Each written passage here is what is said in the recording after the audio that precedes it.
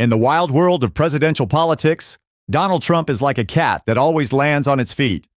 But this time, Kamala Harris has shoved him into a box, and folks, he's struggling to find the exit. And this isn't just any box. It's the kind with no Wi-Fi and terrible lighting, so you know it's serious. Let's set the scene. The Democrats just threw a massive party in Chicago, complete with fireworks, emotional speeches, and probably enough confetti to fill Trump's ego.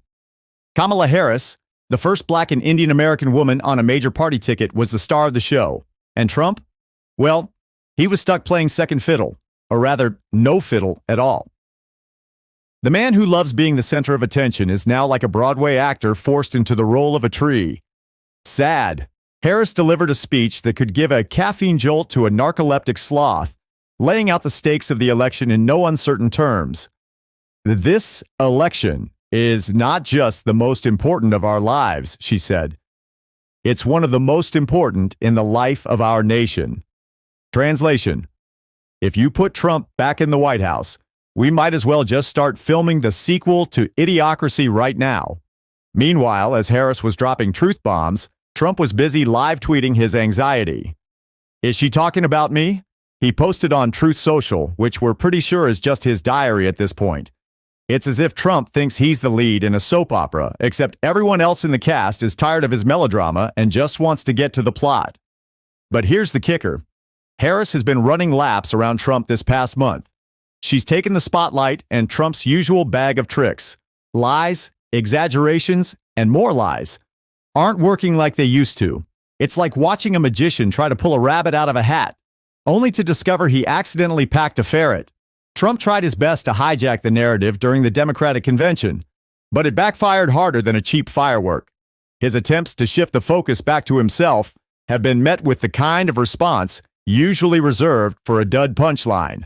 Not even his all-caps rants on social media are doing the trick. Imagine that. As we head into the final stretch of the campaign, Harris has all the momentum, and Trump? Well, he's like a washed-up rock star trying to pull off a comeback tour. But the only people showing up are there for the nostalgia, not the new stuff. And let's talk about the numbers that really matter to Trump. Ratings. Yep. Harris's convention ratings beat his. Her crowds are as big as his, maybe even bigger. And her fundraising is making his look like a kid's lemonade stand.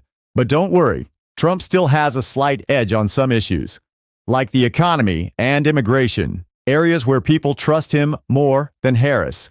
Of course, that's like trusting a fox to guard the henhouse, but hey, people have their reasons. Meanwhile, Harris is winning on topics like abortion, race relations, gun violence, and protecting democracy. So, basically everything that's been front-page news for the last few years. Now, Harris did leave a few things unanswered at the convention, and her critics have been quick to point that out.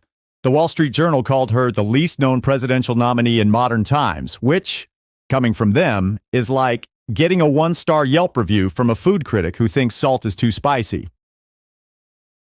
But maybe Harris is playing it smart, staying broad and avoiding details that could make her look bad. After all, specifics are where the devil lives, and she's trying to keep the pitchfork at bay. Trump, on the other hand, is as well known as a reality TV rerun. He's been in the spotlight for so long, even the sun is starting to get jealous. But for all that exposure, he still hasn't figured out what exactly he'd do in a second term, other than the usual: complain about the media, fire anyone who disagrees with him, and maybe build a wall around his ego. But here's where it gets interesting. Harris and Trump are set to face off in their first debate on September 10th, and it's going to be must-see TV. It's Trump's big chance to get back in the game or crash and burn in front of millions. We're talking potential reality TV gold, folks. Will Trump come prepared with his usual insults and bluster? Or will he flounder like a fish out of water? And can Harris show she's got the chops to not only prosecute, but defend her positions under fire? Grab your popcorn. This campaign season took a sharp left turn when President Joe Biden decided to hang up his campaign hat, making way for Harris to take the wheel. It's like a reality show twist where the underdog suddenly becomes the front runner, and now it's Harris versus Trump, future versus past. And let's be honest, folks, this isn't just a race. It's a showdown between a new generation woman and a man who seems to think new is a dirty word. Trump's campaign team is probably huddling right now, trying to figure out how to get him back on track. But let's be real, getting Trump to listen to advice is like trying to teach a cat to do your taxes. Nearly impossible and likely to end in frustration. We've seen this play out before, back in 2016, when his campaign was in shambles and he pulled off a miraculous comeback. But that was then, and this is now. Different race, different opponent, and possibly a very different outcome.